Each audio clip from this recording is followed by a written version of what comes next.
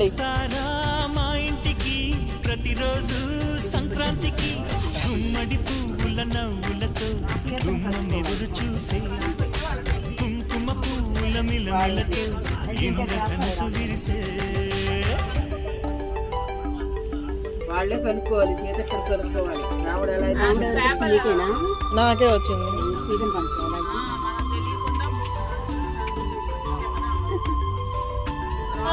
అసలే గుడ్డు సున్నా తెచ్చుకోవాలి ఎడా అవును.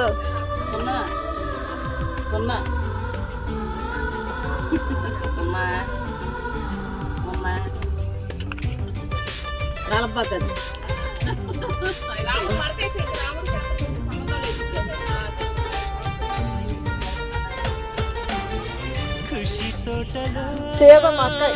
గులాబీలు పూయిస్తూ ఎవరు అబ్బా